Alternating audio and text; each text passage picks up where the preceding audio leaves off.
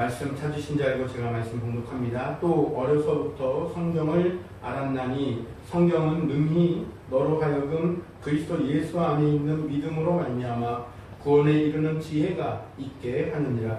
모든 성경은 하나님의 감동으로 된 것으로 교훈과 책망과 바르게 함과 의로 교육하기에 유익하니 이는 하나님의 사람으로 온전하게 하며 모든 선한 일을 행할 능력을 갖추게 하려 함이라.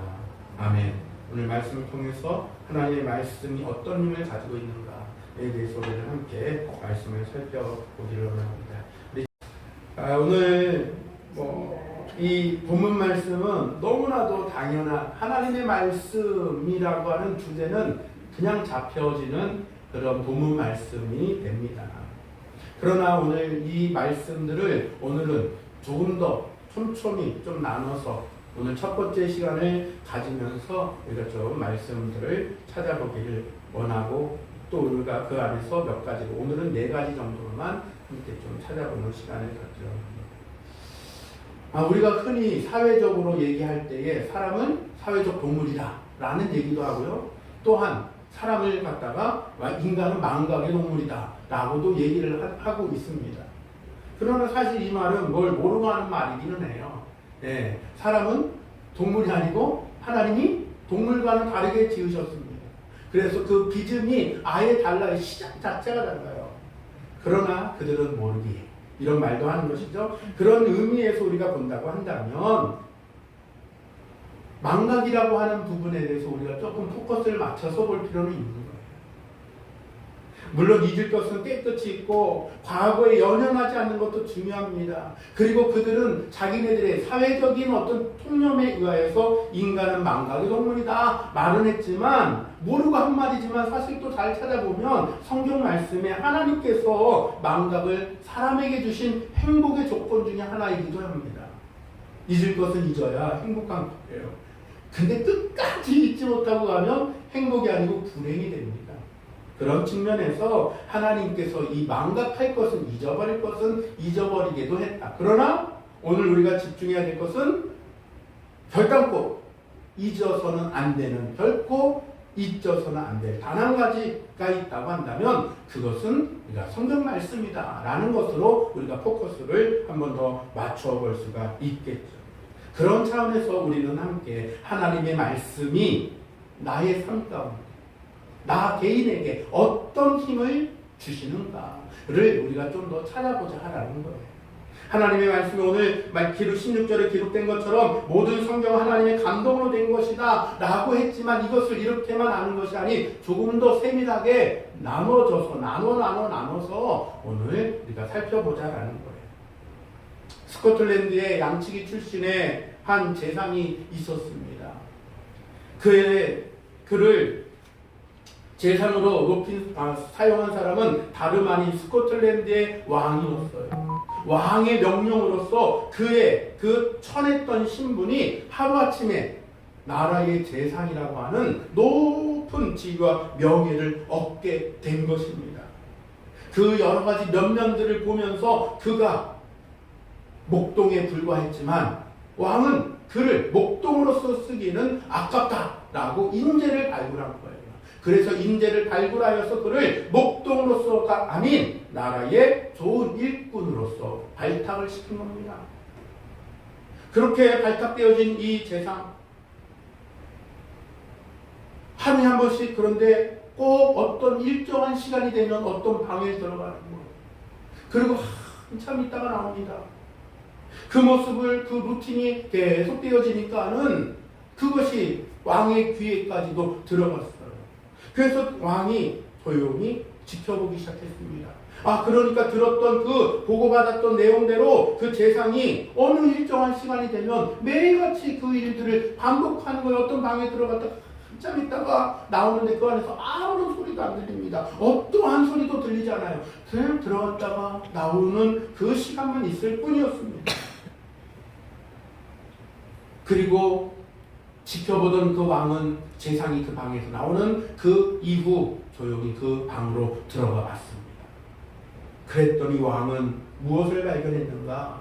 그 방에 탁 들어가 보니까 허름한 의자 하나와 양치기 했을 때 쓰던 지팡이, 그리고 양치기 했을 때 쓰던 그 모자가 그 위에 함께 그 방의 한 구석텅이에 이렇게 놓여져 있었던 것을 보게 되는 것이.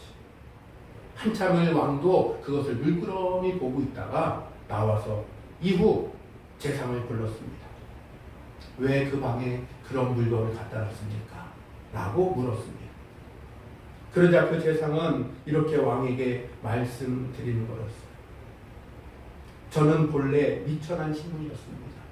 근데 왕께서 저를 발탁해서 감히 꿈에도 생각하지 못했었던 이 높은 이 자리에, 높은 지위에, 제가 명예뿐만 아니라 재산도, 이 모든 일들로 인하여서 저는 이전의 생활과는 전혀 다른 생활을 하고 있습니다. 그런데 저의 모든 그 원초적인 그 원칙을 한번 살펴볼 때에 갑자기 불이 들어닥친 이 놀라운 일들로 인하여서 제가 자칫 마음을 잃을까봐, 흔들릴까봐, 저는 그곳에 제가 원래 제 출신이었었던, 제 신분이었었던 것을 잊지 않기 위해서, 미천했던 이 신분을 상기하기 위해서 왕이 베푸신 그 은혜를 또한 잊지 않고 기억하기 위해서 그 방에 저의 과거에 있었던 일들을 갖다가 놨던 것입니다. 라고 얘기를 하는 거였어요. 그 얘기를 들은 왕은 어땠을까요? 마음이 굉장히 뿌듯했어요. 아, 이 사람 나의 눈이 틀리지 않았어 라고 하는 아마 뿌듯함도 있었을 거예요. 내가 사람을 제대로 봤구나 라고 하는 뿌듯함도 분명히 있었을 것입니다. 그 재상은 뭘 잊지 않으려고 한 것이었으니까 과거에 자기의 미천했던 신분이 지금은 자신에게 베푼 그 은혜 때문에 생겨난 이 지금의 현상, 그것에 현혹되지 않기를 위해서 그것을 기억하기 위해서 갖다 놨다라는 거예요. 바로 이런 것입니다. 어쩌면 나에게 이런 것이 필요할런지도 모르겠다라는 말씀을 드리기 위해서 이런 예화를 좀 더 찾아봤습니다. 우리가 이처럼 주님의 처음 은혜를 잊지 않는 저 여러분들 되기를 간절히 소망합니다. 끝없이 우리는 겸손해질 수밖에 없다고 하는 나의 본래 미천했던 그 신분, 본분 말입니다. 이 땅에서는 우리가 따라서 하나님 앞에 내게 주신 그 사명, 내게 주신 그 생명에 대하여서 힘써 충성하는 저 여러분들 되기를 주님의 이름으로 간절히 소망합니다. 절망의 날, 실패의 날, 승승장구하는 날, 내가 범사에 다 잘 되어지는 그날에 우리는 조용히 나를 돌아봐야 된다. 조용히 나를 돌아가서 볼 수 있는 나만의 멋진 그 순간을 우리는 소유해야 될 줄로 믿습니다. 나의 본래 미천했던 그 순간을 다시금 돌아가 보는 그런 멋진 공간이 저희들 가운데 마련되어야 할 줄로 믿습니다. 바로 처음 주님의 은혜를 맛본 날, 그날이 되지 않을까 싶고, 또한 그 날의 기억을 잊지 말고 우리는 잘 소유하여서 나의 이전에 미천했던 신분이 이제는 변하지 않지만 주께서 나를 불러주신 그날, 내가 주님을 만났던 그 첫날, 첫사랑의 그날을 우리는 결단코 잊지 말고 계속해서 이 마음의 열망과 열정으로 뜨겁게 만들어가는 저런들 되기를 바랍니다. 영국의 위대한 설교자라고 얘기하는 존 웨슬레라고 하는 사람도 그가 젊어서부터 10대 때부터 설교를 하고 다녔거든요. 그런데 그가 늙어까지도 그는 말 위에서 내려오질 않았어요. 무엇을 위해서? 설교를 이것저것을 하며 돌아다니는 그 일들 가운데 말에서 내려오는 그 자체도 시간도 아깝다라고 하는 열정으로 불탔다고 합니다. 그러한 그 열정으로 그는 복음사역에 최선을 다했던 그 모습들도 우리는 그 영국의 한 목회자를 통해서도 보게 되는 것입니다. 고린도전서 15장 10절에 이런 말씀이 기록되어 있습니다. 그러나 내가 나아된 것은 하나님의 은혜로 된 것입니다. 내가 나아된 것은 하나님의 은혜로 되었다라는 것입니다. 내게 주신 그의 은혜가 헛되지 아니하여 내게 은혜를 누가 주셨다는 거예요? 주님이 내게 은혜를 주셨다라는 거예요. 주신 것을 잊지 않겠다라는 얘기입니다. 내가 모든 사도보다 더 많이 수고하였으나 내가 한 것이 아니요 오직 나와 함께 하신 하나님의 은혜로라. 아멘. 이런 고백이 저 여러분들에게도 함께 있기를 간절히 소망합니다. 내가 나된 것은 하나님의 은혜로 된 것이 한량없는 은혜, 갚을 길 없는 은혜, 내 삶을 애워 사는 하나님의 은혜, 나 주저함 없이 그 땅을 밟음도 나를 붙드시는 하나님의 은혜. 하나님의 은혜인 것입니다. 따라서 오늘 본문 말씀을 통해서 우리가 결코 잊지 말아야 할 것 딱 하나, 하나님의 말씀을 우리는 잊지 않는 저여러분들 되기를 간절히 소망합니다. 하나님의 말씀이 내게 뭐라 말씀하시고 하나님의 말씀이 내게 어떤 힘을 주셨는가를 우리는 잊지 않기를 소망합니다. 성경을 찾아보면 사도행전 2장 37절 말씀에 이렇게 기록하고 있습니다. 그들이 이 말을 듣고 마음에 찔려 베드로와 다른 사도들에게 물어 이르되 형제들아 우리가 어찌할꼬 하거늘 이라고 하는 말씀이 기사가 기록되어 있습니다. 사도행전이 왜 사도행전입니까? 성령행전이라고도 부른다고 했지 않습니까? 성령님이 사도를 통하여서 어떻게 운영하시고 어떤 일들을 하셨는가를 기록했다라고 해서 사도행전이에요. 즉 이 사도행전에 기록되어진 모든 일들 가운데 그 주체요 중심은 누구라는 것입니까? 성령 하나님이시다라는 얘기인 거예요. 성령 하나님께서 베드로를 감동시키고 베드로의 입을 열어서 말씀하게 했다라는 거예요. 그들이 이 말을 듣고 마음에 찔려. 베드로의 입으로 나오는 그 말로, 그 말 설교로 인하여서 뭘 했다라는 거예요. 하나님의 말씀으로 그들의 마음이 찔렸다. 따라서 첫째로 우리가 살펴본다고 한다면 하나님의 말씀은 죄를 깨닫게 하는 힘이 있다는 것입니다. 아멘. 내 마음대로 내 뜻대로 내 방식대로 살았던 그 모든 일들 가운데 하나님의 말씀이 들려줄 때에 하나님의 말씀은 나를 죄를 깨닫게 한다라는 것입니다. 왜 찔러요? 뉘우치라. 왜 깨닫게 합니까? 회개하라고, 살으라고 깨닫게 하고 찔르는 줄로 합니다. 죄를 뉘우치게 한 원인이 무엇인가를 따라서 우리는 말씀을 통해 깊이 생각해 봐야 될 줄로 믿습니다. 그것은 다름 아닌 오직 하나님의 말씀이었다라는 것을 우리는 곧 알게 될 수 있는 것입니다. 무엇만 하면 말씀을 깊이 생각해 보기만 하면 말입니다. 베드로의 설교를 읽어본다고 한다면 그것은 곧 하나님의 말씀 그대로 증거했다라는 설교라는 사실들을 사도행전 2장 38절부터 42절까지의 말씀을 통해 보면 분명하게 알 수 있습니다. 베드로가 이르되 너희가 회개하여 각각 예수 그리스도의 이름으로 세례를 받고 죄 사함을 받으라. 그리하면 성령의 선물을 받으리니 이 약속은 너희와 너희 자녀와 모든 먼 데 사람 곧 주 우리 하나님이 얼마든지 부르시는 자들에게 하신 것이라 하고 또 여러 말로 확증하여 권하여 이르되 너희가 이 패역한 세례에서 구원을 받으라 하니 그 말을 받은 사람들은 세례를 받음에 이날에 신도의 수가 3,000이나 더하더라. 그들이 사도의 가르침을 받아 서로 교제하고 떡을 떼며 오로지 기도하기를 힘쓰니라. 그 말씀을 듣고 마음에 찔리고 그 말씀을 듣고 뭐 했다고 그랬습니까? 기도했다라는 거예요. 따라서 우리도 하나님의 말씀을 읽고 기도하는 이러한 모습들이 우리 안에서 또 재현되어야 될 줄로 믿습니다. 따라서 설교는 그 베드로의 설교는 처음부터 끝까지 말씀대로 전파되어집니다. 성령의 감동으로 말미암아 전파되어지고 선포되어진 말씀이었다라는 것입니다. 다른 말이 첨가되지 않았다.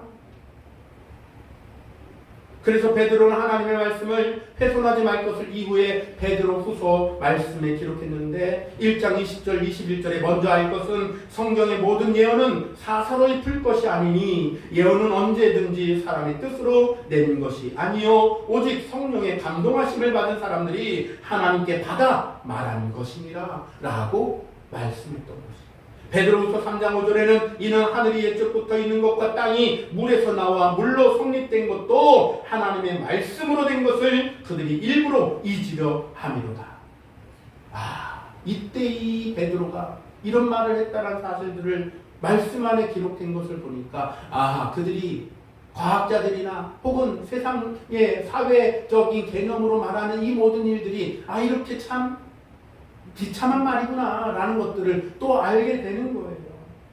하늘이 옛적부터 있는 것과 땅이 물에서 나와 물로 성립된 것도 하나님의 말씀으로 된 것. 이게 하나님의 진리의 말씀, 하나님의 창조의 말씀 아닙니까? 그들이 일부러 잊으려 함이로다. 하나님의 말씀을 일부러 잊으려 한다는 것. 그래서 그런 말도 한다는 것이 그들이 알지 모르는 간에 그 안에서 배후에서 세력하는 그 일들로 인하여서 그런 사고가 그 안에 들어간다는 것도 우리가 깨달을 수 있습니다. 베드로후서 3장 16절 하반절에도 보면 무식한 자들과 굳세지 못한 자들이 다른 성경과 같이 그것도 억지로 풀다가 스스로 멸망에 이르느니라 라고 했어요. 그러니 베드로후서 1장 20절과 21절의 말씀처럼 사설을 풀지 말라고 했었던 그 경고의 말씀을 기억한다고 한다면 사설에 풀다가 뭐 한다는 거예요? 스스로 멸망에 이른다.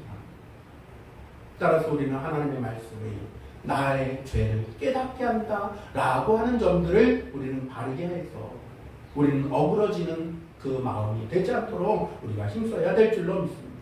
두 번째로 하나님의 말씀은 어떤 힘이 있는가? 우리로 하여금 중생케 하나님이 하나님의 말씀에 있다는 것입니다. 하나님의 말씀을 듣고 우리가 중생케 된다는 거예요. 사람이 설득으로 인하여서 중생하는 것이 아니에요. 거듭나는 것이 아니에요. 예수님의 말씀을 듣고 그들이 거듭난 것이에요. 즉 누구의 말씀입니까? 하나님의 말씀입니다. 베드로전서 1장 23절에 너희가 거듭난 것은 썩어질 씨로 된 것이 아니요 썩지 아니할 씨로 된 것이니 살아있고 항상 있는 하나님의 말씀으로 되었느니라. 아멘. 항상 살아있는 하나님의 말씀으로 되었다. 야고보서 1장 18절에는 그가 그 피조물 중에 우리로 한 첫 열매가 되게 하시려고 자기의 뜻을 따라 진리의 말씀으로 우리를 낳으셨다. 우리가 누구에게서 난 거예요? 진리의 말씀. 우리를 낳으셨다. 자기의 뜻을 따라 진리의 말씀으로 우리를 낳으셨다라고 했었던 그 말씀을 우리가 기억해 본다고 한다면 하나님의 말씀으로 말미암아 우리는 중생케 된다. 따라서 우리가 내가 중생하고자 한다면, 거듭나고자 한다면, 아직 중생의 체험이 없다고 한다면 방법은 매우 간단합니다. 다른 것으로 방법이 없어요. 무슨 임사 체험이니 어쩌고저쩌고 하는 그런 거 찾아갈 이유가 없어요. 찾아가도 쓸데없습니다. 요새 이상한 그런 그 유튜브에 보니까 박혁이라는 둥 그러면서 귀신 흉내내는 그 사람이 있더라고요. 자기 성령의 운동을 한다라고는 하지만 성령의 운동이 아니에요. 이러한 신사도 운동 같은 영성 얘기를 하면서 하는 것은 우리가 좀 경계해야 돼요. 아무튼 중생하는 방법은 딱 한 가지. 오늘 말씀에서처럼 너희가 거듭난 것은 뭐라고 그랬어요? 썩어질 씨로 된 것이 아니고 썩지 아니할 씨로 된 것이니 살아있고 항상 있는 하나님의 말씀으로 되었느니라라고 그랬어요. 이 말씀대로. 그러니까 방법은 매우 간단한 거예요. 방법은 무엇입니까? 하나님의 말씀으로 가능하다라는 거예요. 따라서 우리가 간단하게 얘기한다면 하나님의 말씀을 읽음으로 그 말씀으로 말미암아 우리가 깨닫게 되어지고 깨닫는 그 일들로 인하여서 우리가 거듭나게 하는 역사, 체험도 가능합니다. 체험이 되어진다는 것입니다. 조금 더 구체적으로 방법을 얘기한다고 한다면 십자가에 못 박히신 예수를 발견합니다. 그리고 부활하신 그리스도에 관한 하나님의 말씀을 내가 읽고 받기만 하면 되는 거예요. 어떻게 받아요? 아멘으로 받는 거예요. 아멘으로. 그래서 우리가 무엇으로 화답한다는 걸 아멘으로 화답한다는 것입니다. 그리고 말씀을 받은 그 아멘으로 받은 말씀을 깊이 묵상하는 디모데서의 편지의 주인공 받는 수신자가 누굽니까? 디모데예요. 디모데. 근데 이 디모데의 어린 유년 시절을 보면 그의 출생의 일들도 알 수 있는데 아버지는 헬라 사람이에요. 엄마는 유대 사람입니다. 그런데 그 엄마의 손에서 할머니의 손에서 이 디모데가 자랐어요. 근데 그런 표현이 있거든요. 엄마의 젖을 먹으며 하나님의 말씀을 들었다라고 하는 표현이 있습니다.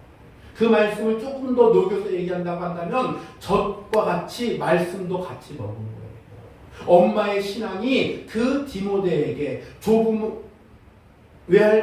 외할머니의 신앙이 디모데에게 말씀이 녹아 들어갑니다. 그렇게도 우리가 볼 수 있습니다. 그렇기 때문에 이 디모데는요, 어려서부터 아기 때부터 하나님의 말씀을 젖과 같이 마신 거예요. 먹은 거예요. 우리도 따라서 하나님의 말씀을 먹는 저희들이 돼야 될 줄로 믿습니다. 어떻게 먹어요? 아멘으로 먹는다. 할렐루야. 하나님의 말씀을 받는다라는 의미가 그렇다라는 것입니다. 그리고 그 말씀, 먹은 말씀, 마신 말씀, 섭취한 그 말씀을 어떻게 해요? 깊이 묵상하는 거예요. 말씀이 저 여러분들의 모든 마음에 또한 뿌리 박히도록, 완전히 뿌리 박히도록 그렇게 하는 것뿐이 방법이다라는 것입니다. 그리고 말씀이 성령으로 말미암아 자랄 수 있도록 하나님을 우리는 바라보고 그렇게 하여 주실 것을 확실히 믿는 이 확신함 속에 우리가 나아가면 뭐 한다는 거예요? 우리가 거듭나는 체험, 중생 체험을 하게 된다라는 것을 여러분들 잊지 말기를 바랍니다. 물론 이것은 어느 순간 준비 시작 한다고 되는 것은 아니에요. 준비 시작 한다고 되는 건 아니에요. 어느 순간 호련이 와요. 뭐 하다 보면 하나님의 말씀이 기도하다. 하나님의 말씀을 사모함으로 그 말씀을 아멘으로 먹고 마시면 그리고 그 말씀을 깊이 묵상하고 완전히 뿌리를 내리게 되면 그때 그런 역사를 체험하게 될 줄로 믿습니다. 따라서 우리는 이 중생의 은혜가 우리가 체험되어진 분들은 그 첫사랑, 그때의 체험을 기억하고 잊지 않아야 될 줄로 믿습니다. 아직 체험을 하지 못했다고 한다면 그 날들을 우리는 사모하면서 하나님의 말씀을 받아 섭취하는 모습이 되어야 될 줄로 믿습니다. 또한 내가 전도를 하려고 하는 대상자가 있다고 한다면 누군가를 중생의 길로 인도하려고 한다고 한다면 다른 것 줄 필요 없어요. 돈 주. 또 소용없어요. 명예를 줘도 소용없는 거고 다른 거 줄 필요도 나한테 뭐 돈도 명예도 없습니다만 내가 줄 수 있는 것은 오직 뭐라고 그랬어요? 내게 은과 금은 없거니와 누구를 준다고 그랬어요? 예수의 이름으로. 예수의. 이게 바로 하나님의 말씀을 전파하는 것입니다. 하나님의 말씀을 줘야 돼요. 하나님의 말씀. 그럴 때에 참으로 그를 귀한 것을 주는 일들이 일어날 줄로 압니다. 세 번째로 살펴본다고 한다면 하나님의 말씀은 어떤 능력이 있는가? 어떤 힘이 있는가? 바로 믿음을 낳는 힘이 있다. 믿음의 힘이 그 안에 있다라는 것입니다. 로마서 10장 17절 말씀을 읽으면 그러므로 믿음은 들음에서 나며 들음은 그리스도의 말씀으로 말미암았느니라 라고 기록하고 있습니다. 믿음은 어떻게 해요? 들음은 그리스도의 말씀으로 말입니다. 그러니 우리는 기록되어진 이렇게 지금 얼마나 좋은 이런 성경 말씀이 책이 있습니까? 핸드폰으로도 태블릿 PC로도 볼 수 있고 여러 방법으로 하나님의 말씀을 볼 수 있습니다. 버전도 여러 버전이에요. 쉬운 버전도 있고 한글 버전도 있고 새번역도 있고 뭐 별의별 버전들이 다 있습니다. 그런데 읽지 않는 것뿐입니다. 그래서 나는 이렇게 고백해야 돼. 나는 하나님의 말씀에 대한 믿음이 확신이 있는가? 또 우리는 고백해야 됩니다. 만약 그렇다고 한다면 우리 더욱더 열심을 내야 될 것이고 만약에 없다고 한다면 우리는 그 말씀에 대한 사모함이 생겨나기를 위해서 우리는 기도해야 될 줄로 믿습니다. 계속 말씀을 이어가면 이렇습니다. 단순히 우리는 기도만 해서는 믿음이 생겨나게 자라나게 할 수가 없습니다. 기도로서만 믿음이 자라난다고 착각하면 안 됩니다. 명백한 착각. 기도로만 얻을 수가 없습니다. 믿음이 나아지고 길러지려면 하나님의 말씀을 읽고 하나님의 말씀을 기초하여서 어떠한 노력이 아닌 하나님의 말씀으로 말미암아 우리가 믿음이 능력이 된다. 힘을 얻게 된다라는 그것을 우리는 잃어버려서는 안 됩니다. 이게 확실한 근거예요. 이것이 믿음의 근거가 되어야 될 줄로 믿습니다. 말씀, 심겨짐과 자라게 하심이 누구의 은혜? 하나님의 은혜로 말미암아 말씀을 통해서 우리를 자라게 하신다라는 겁니다. 그냥 생기지 않습니다. 사람의 노력으로 생기는 것도 아닙니다. 마음 먹기 나름이야. 아니, 천만의 말씀. 근거는 곧 하나님 말씀뿐입니다. 믿음은 반드시 그 기초가 있어야 하는데 그 기초는 다름 아닌 하나님의 말씀, 그것이 우리가 기초가 되는 줄로 믿습니다. 따라서 믿음을 어떤 이들같이 허공에 떠다니는 것처럼 생각하여서는 안 됩니다. 눈에 보이지 않고 손이 잡히지 않는다고 허공에 떠다니는 것처럼 생각해서는 안 됩니다. 기초가 확실해요. 무엇이라고요? 하나님의 말씀이다. 근거가 하나님의 말씀이라고요. 그러니 우리는 말만 유창하게 하는 그러한 일들이 아닌 정말 내 안에서 믿음이 뿌리내리기를 위하여서 우리는 기도해야 될 줄로 믿습니다. 말씀을 깊이 묵상함으로 내 안에 뿌리내리도록 우리는 묵상하고 또 묵상해야 돼요. 그것이 바로 우리를 믿음으로 하나님의 말씀을 통하여 자라나게 하신 은혜를 체험하는 방법인 줄로 믿습니다. 오늘 이제 마지막으로 얘기한다면 네 번째로 하나님의 말씀은 어떤 힘이 있는가? 나를 깨끗하게 하는 힘입니다. 죄를 깨닫게도 한다고 했잖아요. 그런데 이제는 깨끗하게 하는 힘도 있다는 것입니다. 연속선상에 있는 얘기입니다만 우리는 또 다시 조금 더 구체적으로 본다는 것입니다. 에베소서 5장 26절 말씀에 이는 곧 물로 씻어 말씀으로 깨끗하게 하사 거룩하게 하시고 라는 말씀이 기록되어 있습니다. 그렇습니다. 우리가 물로 씻고 말씀으로 깨끗하게 한다. 이 부분에 대해서 우리는 잘 생각해 봐야 됩니다. 하나님의 말씀은 우리의 마음을 순결하게 하는 능력을 갖고 있을 뿐만 아니라 우리의 일상생활을 깨끗이 하는 힘이 있는 줄로 믿습니다. 예수님이 제자들의 발을 씻기셨죠. 그때에 뭐라고 했습니까? 아예 그럴 거면 제 온몸도 씻겨주세요. 아니다. 발만 씻으면 된다고 얘기했어요. 그렇습니다. 우리 하나님의 말씀으로 우리를 깨끗하게 하는 힘이 있는 줄을 우리가 고백하고 나아가야 될 줄로 믿습니다. 우리 일상생활도 우리의 모든 삶의 모든 일 가운데 순결하게 하는 능력이 하나님의 말씀에 있다라는 것입니다. 우리의 얼굴이 더러우면 물로 씻듯이 우리의 심령을 하나님의 말씀으로 씻어내는 저런들 되어야 될 줄로 믿습니다. 나의 외형적인 모든 생활을 깨끗하게 하려고 할 때에 우리가 어떻게 하는지를 잘 생각해 본다고 한다면 나의 내면적인 이 심령의 일들을 깨끗하게 할 때 무엇이 필요할까? 어떤 세제가 달릴까? 비누가? 샴푸? 아니잖아요. 하나님의 말씀을 우리는 접함으로 나의 일상생활을 씻을 수 있다 라는 사실들을 우리는 잊지 말고 매일매일 하나님의 말씀으로 씻기를 바랍니다. 꾸준히 하나님의 말씀으로 매일매일 깨끗이 씻고 목욕하는 일만 우리의 모든 생활을 깨끗하게 하는 유일한 방법입니다. 제 말이 아니라 그냥 일반적인 이론을 일반적인 이해적인 얘기를 하는 것이 아닌 10편 119편 9절 말씀에 이런 말씀이 기록되어 있습니다. 청년이 무엇으로 그의 행실을 깨끗하게 하리까? 그의 행실이 뭐예요? 외형적인 모습도 말하는 거예요. 외형적인 모습도 그의 행실이 깨끗하게 하리까? 주의 말씀만 지킬 따름입니다.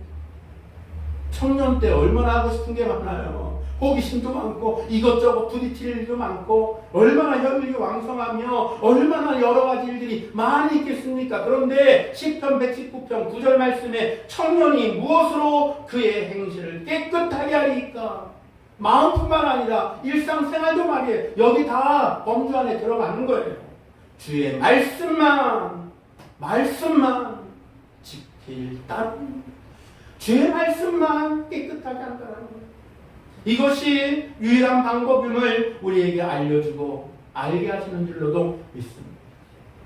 근데 참 아이러니컬하고 딜레마 있는 것도 유일한 방법을 알려주고 알고 있어도 실천하지 않거나 믿지 못하면 답이 없는 거예요.